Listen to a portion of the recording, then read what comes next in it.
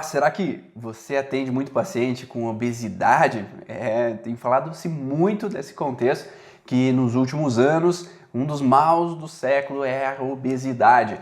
Muitas pessoas comem compulsivamente, comem alimentos que às vezes não são saudáveis ou que contêm muito açúcar, muitos sucos, refrigerantes, que acabam deixando a pessoa mais obesa, ganhando mais peso. Claro que a alimentação, quando não é saudável, quando você não tem o cuidado do gasto energético do alimento que você come, gastando com uma atividade física, você usando da atividade física para ter a manutenção e o equilíbrio muscular e energético do teu corpo, se você não tem esses cuidados, é possível sim ter um aumento de peso, mas será que é só isso? Então se entende que a obesidade, o aumento de peso, é um contexto muito do acúmulo de gordura. Então se tem esse contexto do acúmulo de gordura corporal em todas as regiões, como se fosse um step, né? Uma parte a mais de conteúdo energético que eu acumulo para um gasto em um outro momento, se for necessário, quando eu tenho uma falta, quando não tem mais energia, então eu busco aquela gordura como uma energia para me manter vivo. Então é isso que acontece quando nós fazemos, às vezes, uma dieta ou quando fazemos atividade física intensiva, porque quando nós não comemos a mesma quantia que gastamos, então se a gente come mais do que gasta, a gente acumula a gordura. Mas se a gente faz mais exercício, mais atividade física do que come, o nosso corpo tem que buscar essa energia de algum lugar. E é através das moléculas da gordura que elas são quebradas e transformadas em energia para que nós possamos fazer então essas atividades do nosso dia a dia, do momento que nós precisamos de diferentes maneiras possíveis, seja uma atividade física, aeróbica, ou seja, às vezes num gasto energético de um estresse que está sendo vivido. Então sim, é possível você ter uma alteração relacionado ao peso, relacionado ao estresse, às situações emocionais que podem ser vividas. E eu vou listar algumas das situações emocionais que às vezes não tem a ver com alimentação e não tem a ver com não fazer atividade física. Por isso que eu falo geralmente que para trabalhar em cima da obesidade a gente tem que trabalhar sobre um tripé, que é o cuidado da alimentação adequada, a atividade física e o equilíbrio emocional. Porque se um desses tripés ele não está sendo cuidado, provavelmente o processo não vai funcionar da maneira adequada. Então, ou eu vou manter o acúmulo de peso, ou eu vou ter, às vezes, um ganho de peso por causa desse desequilíbrio do nosso organismo. Não adianta nada você somente cuidar da alimentação e cuidar de uma atividade física se lá no emocional está bem conturbado e vai atingir uns órgãos que eu vou falar posteriormente que podem desencadear alterações, e nada adianta você às vezes fazer uma alimentação adequada, mas o emocional e a atividade física não está presente também para esse gasto energético, gasto calórico. Então vamos passar um por um dos órgãos então que nós entendemos dentro das leis biológicas como representantes da obesidade. E um dos primeiros órgãos que a gente ouve muito falar são os canais coletores do rim. Então os canais coletores dos rins, eles são tecidos que são derivados do endoderma, que é uma das primeiras camadas embriológicas, então é do intestino primitivo, então ele vai dar origem ao intestino primitivo, os canais coletores do rim, ao testículo, ovário, próstata, útero. Então esses órgãos vão ser traduzidos ali como um processo mais arcaico, né? Então são órgãos mais antigos que servem para nossa sobrevivência, nossa alimentação, acúmulo de alimento, energia, para que a gente possa sobreviver e manter a atividade. Então esse canal coletor do rim, ele tem um contexto arcaico de retenção de líquido. Então isso, quando o canal coletor do rim ele está em alteração, nós temos uma retenção de líquido. O canal coletor ele vai ser responsável para eliminar o líquido em excesso do nosso organismo, para que possa então ter a enurese e você poder eliminar o líquido em excesso. Mas quando nós vivemos uma situação de estresse, que pode ser de diferentes maneiras, como uma sensação de desabamento da existência. Então é essa sensação que quando eu perdo tudo, eu tenho uma enchente que leva toda a minha casa embora, então eu tô sem nada, eu perdi o chão devido a alguma situação, uma notícia que eu recebi. Então é essa sensação de desabar a minha existência perante uma informação, uma notícia. Eu recebo a notícia de uma morte, que eu perdi o chão, desabou a minha existência por causa daquela pessoa que era muito próxima minha. Eu desabei quando eu recebi a notícia, por exemplo, de uma demissão no trabalho, que eu tinha aquele trabalho como algo muito importante para mim, então desaba a minha existência, aquela informação, e esse desabamento da existência acaba fazendo uma fragilidade, então nos canais coletores, que durante a fase de estresse é como se ele travasse a eliminação de líquido. Então, surge arcaicamente no nosso subconsciente que reter líquido é uma proteção nesse momento. Devido à evolução das espécies, acredita-se que a retenção de líquido é uma proteção perante a momentos para não viver uma desidratação, para não viver uma dificuldade em meio à solidão. Então, um dos primeiros processos é esse desabamento da existência, que acaba cometendo os canais coletores. Então eu tenho a retenção, então eu recebo uma notícia de um câncer terminal, então eu desabo a minha existência, então eu estou em perigo de vida, eu recebo a notícia que eu tenho um perigo com relação ao meu coração, então eu às vezes aquela notícia me desaba porque o meu pai faleceu de um ataque cardíaco, de um problema cardíaco, então eu já acho que eu vou entrar no mesmo processo, então desaba aquela informação que eu recebo. Então toda essa informação que eu recebo, algo que eu vivencio mesmo, que desaba a minha existência, ele acaba fragilizando. Então na fase de estresse eu acúmulo de líquido, só que quando eu resolvo aquela situação, então a volta à normalidade. Então eu começo a urinar frequentemente. Então aquelas pessoas, por exemplo, que de repente começa a ter que urinar a cada pouquinho, às vezes pode ter uma fragilidade nesse canal coletor que está em fase de resolução nesse momento. Claro que a bexiga também pode dar essa sensação de, às vezes, não urinar pouquinho em pouquinho, mas geralmente no canal coletor, quando a pessoa vai urinar, ela vai e faz muito. Dali 10, 20 minutos ela tem que ir de novo, mas ela faz muito. Bexiga, geralmente eu faço um pouquinho, prende, e daí daqui a pouco eu tenho que ir e faz um pouquinho só. Então o canal coletor geralmente eu faço bastante, né? Então é quando eu resolvo, quando eu sair daquela preocupação, sair daquele estresse específico. Um outro contexto emocional dos canais coletores do rim é a sensação de abandono, é quando eu me sinto sozinho no meio do nada. Então é essa sensação da pessoa que vai embora, por exemplo, ela vai pro exterior, então ela tá em outro país, sem ninguém, sem os familiares, e ela se sente abandonada, sozinha, sem ninguém por mim, e ali eu posso ter essa retenção de líquido também nessa fase de estresse enquanto eu vivencio. Depois, quando eu relaxo, quando meus familiares estão aqui agora, eu voltei para casa, ou quando eu começo a ter amizades lá no exterior, então eu começo a ter então uma facilidade maior de me sentir entrosado naquele ambiente, e isso deixa de me incomodar. Então se é falado muito nessa questão da pessoa que sai do seu local de origem e se sente sozinha, sem ninguém por mim, né? Então muitos dos nossos antepassados às vezes vieram do exterior e vieram para o Brasil e se sentiram em terras de ninguém, né? Então eles tinham uma terrinha, mas não tinha muitos familiares, eles estavam ali sem ninguém que falava a mesma língua. Então essa sensação de estar perdido, sozinho ou abandonado em algum lugar.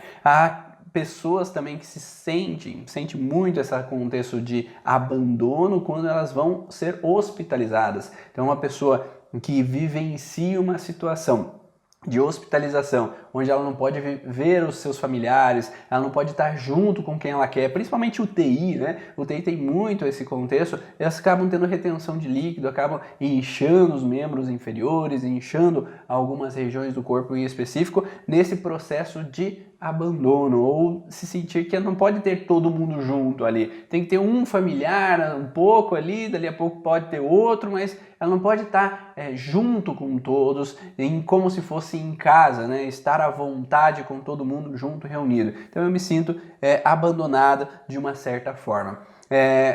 Pode ter também esse contexto quando as pessoas vão para um asilo, por exemplo, então se sentem jogadas lá, deixadas lá, abandonadas, mas pode ser também crianças que às vezes se sentem deixadas no colégio, que às vezes os pais não estão nem aí para elas, ou tem a separação do pai e da mãe.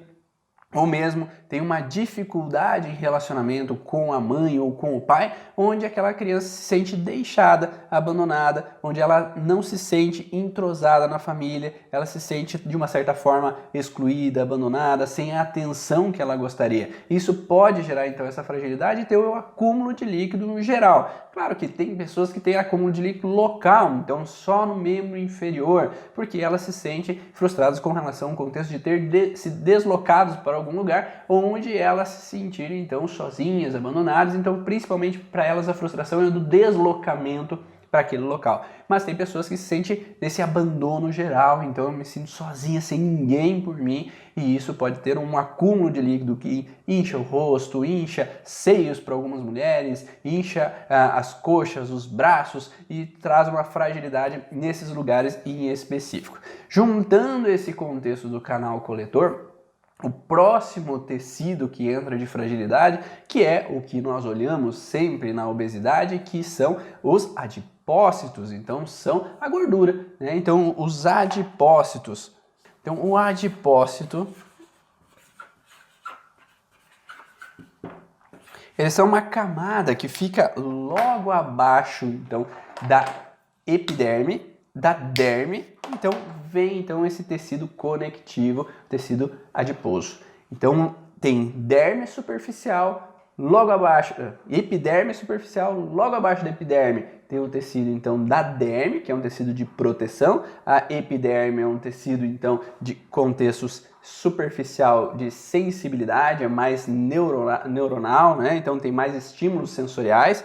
A derme com os estímulos mais no contexto de proteção, e logo abaixo tem a hipoderme, que tem esse tecido adiposo. Então o tecido adiposo que vem logo abaixo serve como um contexto de proteção de uma determinada forma. Então ele nos protege ao meio externo. Pode nos proteger do frio e do calor, então eles regulam a nossa temperatura com relação ao meio externo, e nos protege também como a derme, então como fica muito próximo à derme, nos protege às vezes dos contatos externos. O que é um contato externo? É uma batida mesmo.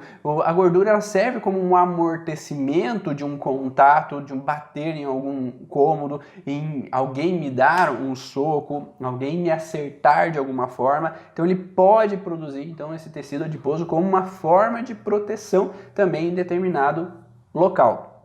O principal fator, um dos principais contextos que a gente encontra então é essa sensação de ataque à minha integridade junto com a derme. Logo abaixo tem esse contexto, mas é um ataque com desvalorização, porque a hipoderme tem muito esse contexto de autodesvalorização de si. Então essa autodesvalorização pode ser um contexto de eu me sentir incapaz de me autoproteger naquele local de contato, e isso vai então poder ter um acúmulo de gordura local, né? Então, por exemplo, eu levei uma batida nessa região do ombro, então eu vou ter um acúmulo de adipócitos somente local aqui nessa região, como eu posso ter uma grande desvalorização generalizada que pode produzir então esse acúmulo de gordura generalizado.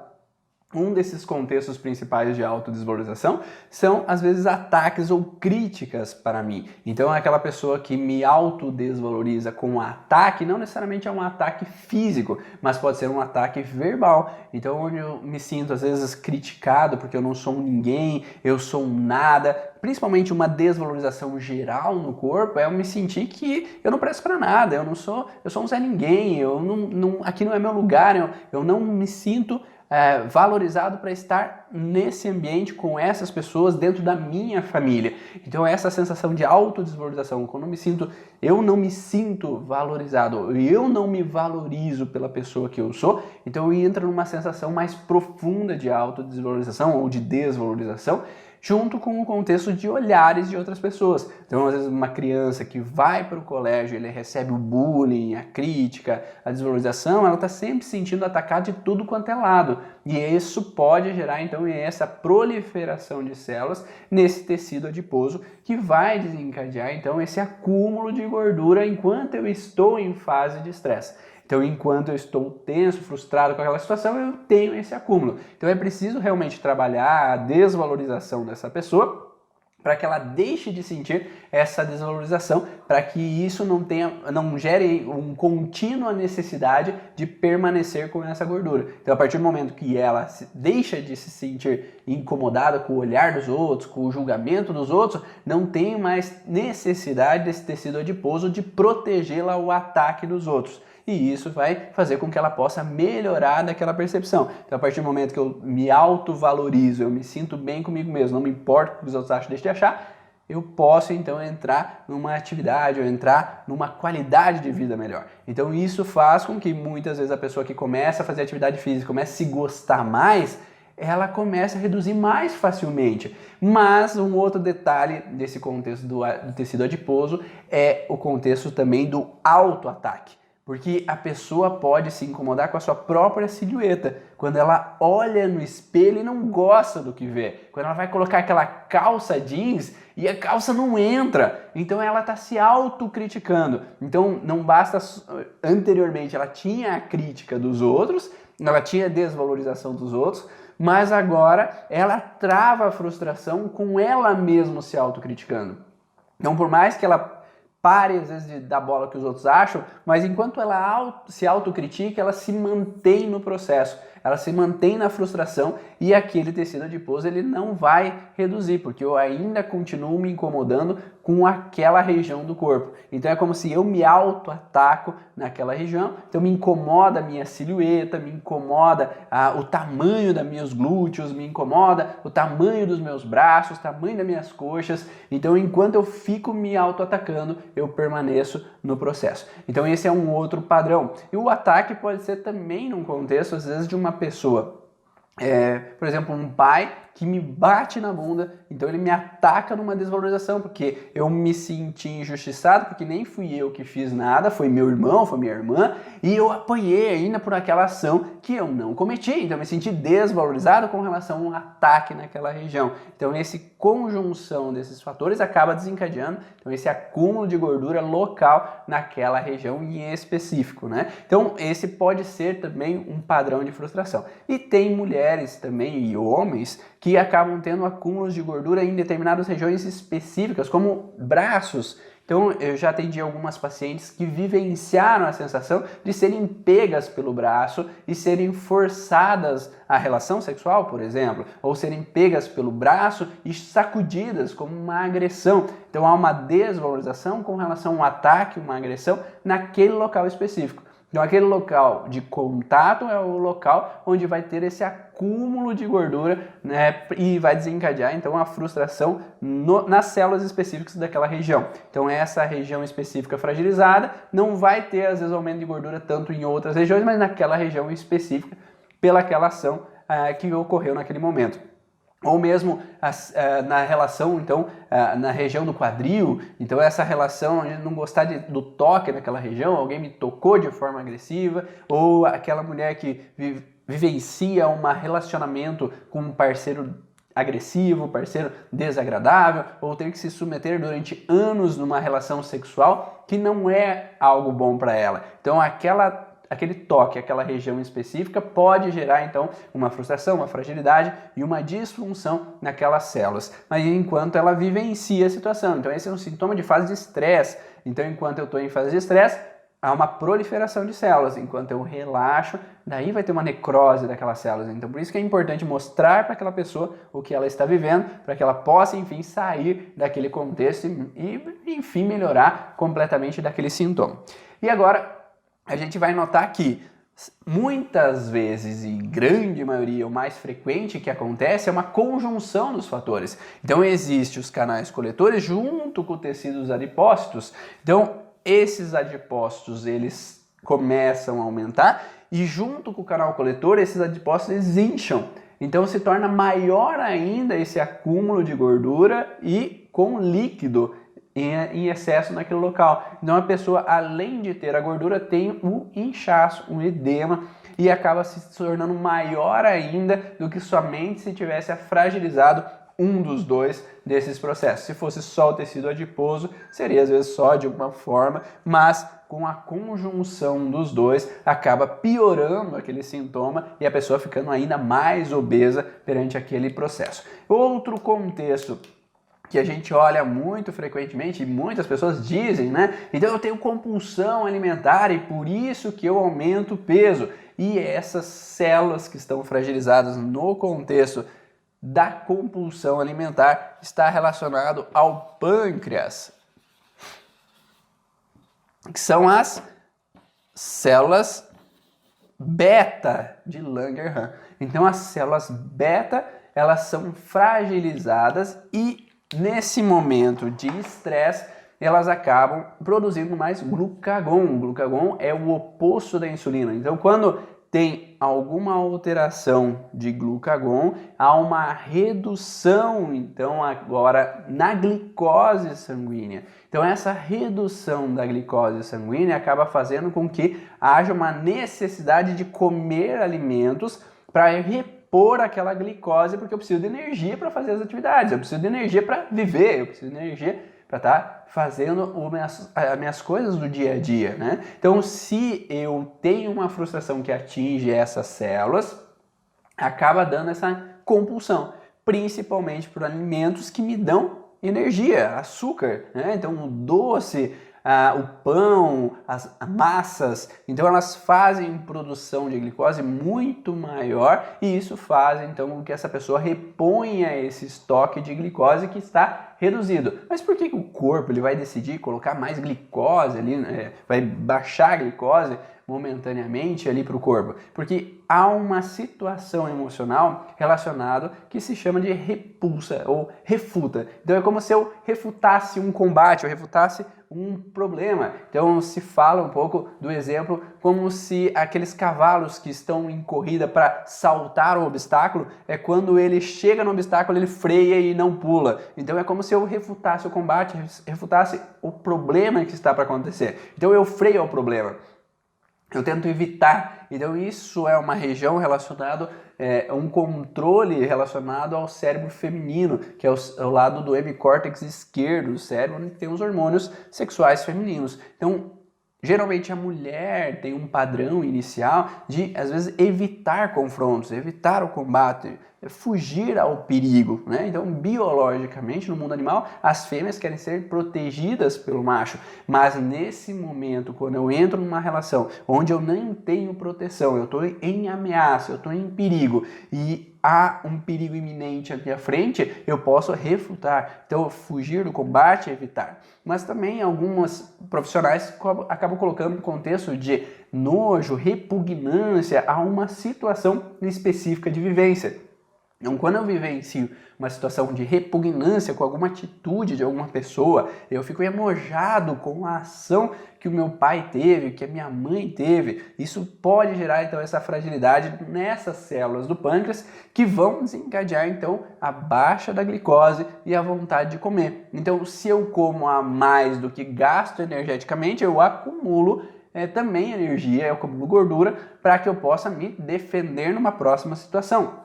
Então, lembrando que também pode ter essa fragilidade em pâncreas junto com o tecido adiposo, junto com os canais coletores. Não necessariamente vai ter um conflito sozinho. Então, a obesidade é geralmente uma síndrome. Uma síndrome é com vários órgãos e tecidos afetados ao mesmo tempo. Então, esse acúmulo de fatores acaba dando essa propensão do aumento maior de peso. Então, se eu tenho a compulsão e eu estoco nos tecidos adiposos, então eu tenho esse acúmulo de energia para eu poder evitar, ou fugir, ou evitar, ou refutar um novo combate, uma nova frustração. Então eu me senti, por exemplo, enojado com a atitude de um irmão que às vezes pegou toda a herança da família e eu achei aquilo muito errado. Eu tenho um sócio que faz coisas que são meio repugnantes perante a ação. Às vezes ele fica galanteando as meninas do consultório, da clínica, ou fica agindo de alguma forma com relação aos outros profissionais da empresa,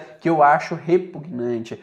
Só que na hora que eu chego para querer falar, eu freio, eu evito, eu refuto ao combate, porque pode ser perigoso, pode levar a uma situação de quebra da sociedade, ou eu tenho um chefe que age de formas grosseiras e eu quero confrontar, eu queria falar, mas às vezes eu recuo ao combate com ele, porque pode ser perigoso eu ser demitido, eu sair daquele emprego. Ou mesmo, às vezes, alguma mulher que acha fica enojada mesmo com o parceiro que vai, atrai e depois volta a ela. Então ele não quer mais o contato, ela repulsa às vezes o contato, ou vice-versa. O parceiro, quando a parceira o trai, então eu refuto, eu não me sinto à vontade, mas eu acabo cedendo a ficar por causa dos filhos, por causa disso, por causa daquilo.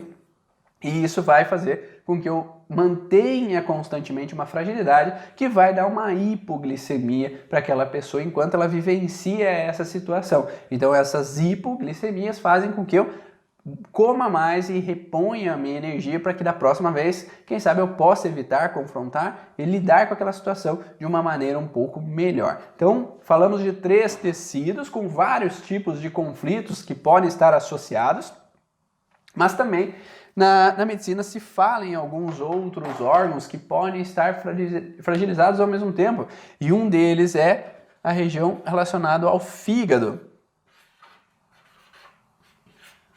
O fígado, no contexto biológico, ele tem uma frustração na parte endodérmica relacionado a um perigo de faltar alimento, um perigo de faltar comida. Então, quando nós entramos num contexto de fígado, nós estamos entrando num contexto de falta. Então nós precisamos armazenar, e o fígado serve para isso. Ele armazena nutrientes para que a gente possa utilizar durante o nosso dia. Então depois, no momento em que eu não estou comendo, eu acumulo energia ali naquele local. Então se eu tenho uma frustração com relação à falta, perigo de faltar alimento, o meu cérebro entende que eu tenho que estocar mais para que eu evite essa falta. Então eu evite sofrer com a falta, ou durante a falta eu tenho na estocagem, no meu estoque de alimento, então eu posso utilizar aquele alimento que está lá. Então a gente pode notar que se há uma situação de fígado associada com tecidos adipócitos, eu vou ter uma sensação de falta, numa desvalorização, que eu tenho que reter então o alimento, eu tenho que estocar a gordura, eu tenho que estocar o alimento, seja no fígado ou seja no corpo como um todo. Então nós que temos muitos nossos antepassados que vieram de outras regiões da Itália, Alemanha, Portugal e tiveram escassez de alimentos, passaram meses ou dias dentro de um barco para chegar até o Brasil, eles puderam ter vivido situações de escassez ou mesmo em guerras lá na Europa, ou mesmo no Brasil, quando se tinha dificuldade com muitos filhos, pouca mão de obra, muita dificuldade na lavoura, às vezes, de conseguir adquirir o pão de cada dia, e às vezes os pais poderiam deixar os filhos comer, mas eles vivenciaram uma falta de alimento. Então o cérebro liga o alerta e aquela região no fígado que vai armazenar. E isso lá atrás vinha muito com esse contexto do alimento, mas hoje a gente associa muito esse contexto de um perigo de faltar dinheiro, né? Porque o dinheiro é o que vai me trazer sustento, vai me trazer alimento para que eu possa sobreviver. Então, quando eu posso ser demitido, quando eu posso perder um grande montante de dinheiro, eu posso trazer para o meu subconsciente uma reação de que está faltando dinheiro, está faltando alimento, e eu posso passar fome, morrer de fome, que é um contexto mais arcaico do fígado. Então esse perigo de morrer de fome, ele se torna um alerta que vai proliferar células no fígado e vai produzir, então, esse acúmulo de gordura, o acúmulo, então, de energia para que eu possa vivenciar essa fase de escassez. É o mesmo que acontece com o urso, por exemplo, quando ele hiberna. Durante a fase então de verão, ele come, ele mantém a forma, no inverno ele hiberna e ele fica magrinho, né? Porque ele consome toda a gordura do corpo durante aquela escassez de tempo que ele não está comendo. Então toda aquela escassez é liberada, mas durante daí a fase do verão ele come mais ainda para acumular mais gordura, porque o fígado dele ligou um alerta de falta. Então por isso que muitas vezes as pessoas que vão fazer dieta e ficam sem comer, ele tudo bem, tá sem comer, tá reduzindo o peso, mas o cérebro tá lá, o alerta acumula, porque vai faltar comida, vai faltar energia e tu vai morrer. Então, nesse contexto, enquanto está na dieta sem comer, o fígado tá alerta, está reduzindo a gordura, consumindo todo o tecido adiposo que está ali sendo fonte de energia. Mas daí quando eu volto a comer, ele acumula mais do que antes. Por isso é o efeito sanfona. Então a pessoa consome toda a gordura enquanto não está comendo, mas depois que come, guarda tudo de novo. Então fica nesse vai e volta e não resolve o processo. Porque enquanto não muda a forma de pensar ou não muda a forma de se alimentar, ele vai sempre retornar ao mesmo padrão. Um outro contexto que é interessante que se fala no mundo então da medicina é o contexto da tireoide. A tireoide também ela é colocada como quando uma hipotireoidismo há uma redução do metabolismo e por reduzir o metabolismo não há uma queima de nutrientes, não há uma queima energética tanto quanto deveria. Então, tanto é que ficou famoso naquele contexto quando o Ronaldo Fenômeno foi se aposentar e falou que ele tinha hipotireoidismo, por isso que ele estava aumentando de peso e não conseguia mais manter a forma e trabalhar da forma com que trabalhava anteriormente. Então, há essa teoria então de que o hipotireoidismo, então, para que vem esse hipotireoidismo, né? Então, durante a fase de estresse de um contexto de fragilidade de tireoide, que é um medo de não ser rápido o suficiente para evitar um problema, ajudar alguma pessoa, ir contra uma situação. Então esse senso de velocidade está muito ligado à tireoide, porque ele aumenta o metabolismo para ser mais veloz de dar conta sobre algo. Enquanto eu estou em fase de estresse, eu tenho que aumentar o metabolismo. Mas depois, quando eu relaxo aquela fase de estresse, há uma hipotireoidismo que vai fazer então com que reduza o metabolismo no nosso corpo. E essa redução do gasto energético do metabolismo do corpo, ele pode estar relacionado então à obesidade, mas não sozinho. Então ele tem que ter o contato, às vezes, com o pâncreas, com o tecido adiposo ou com os canais coletores do rim. Tem que ter outros órgãos associados para que então acumule a gordura pelo corpo. Então não basta às vezes sozinho a tireoide, mas sim quando há uma conjunção de fatores que acabam alterando. Um outro contexto que eu deixei passar ali, que é quando nós falamos de pâncreas, nós temos a célula beta de Langerhans, que acabam sendo fragilidade na fase ativa de estresse e acabam dando uma hipoglicemia. Mas as células alfa também são fragilizadas, é um contexto um pouquinho diferente, é um contexto mais de resistência, de oposição, então eu não pude me opor a alguma situação, confrontar uma situação, resistir a uma situação, eu tive que ceder, tive que me submeter a ir. As células beta, mais a sensação que eu refuto, eu tento fugir, né? Mas as células alfa é um opositor, né? Eu confronto, eu tento evitar. Então, na fase ativa de estresse, eu tenho então uma sensação de resistência. Eu resisto a fazer as coisas, eu confronto as coisas, então eu tenho que ter mais energia para ser capaz de evitar me submeter a alguma situação ou não poder me opor a alguma situação. Então isso em fase de estresse. Mas na fase de resolução pode haver picos então de hipoglicemia também nessa fase de resolução que vai dar esse aumento de apetite. O que é diferente? Que quando eu estou em estresse das células beta, eu tenho então hipoglicemia. Quando eu resolvo, volta à normalidade. Para as células alfa, quando eu estou em estresse, eu tenho hiperglicemia, então é diabetes. E quando eu relaxo, eu tenho picos de hipoglicemia, então vai desencadear então essa relação de compulsão e pode ter um aumento de peso se a pessoa permanecer nesse contexto hipoglicêmico. Mas se ela ficar voltando em fase de estresse, ela vai ter de novo consumo, né, nesse contexto de hiperglicemia, que às vezes não dá apetite, não dá tanta fome, mas que ela fica sempre cheia de energia para confrontar, para dar conta das situações que estão acontecendo no dia a dia. Então, como eu falei anteriormente, sempre tem essa conjunção de fatores, nem sempre um sozinho. Geralmente a conjunção de fatores é o que vai dar esse desequilíbrio. E muitas das pessoas que têm esse contexto de tecido adiposo receberam ataques, a sensação que eu não tenho ninguém por mim para me defender, para me proteger com relação ao ataque ou confrontamento de alguma pessoa ou de algumas pessoas. Eu me sinto às vezes enojada ou que eu não posso evitar aquela situação, eu tenho que às vezes me submeter a coisas que não são agradáveis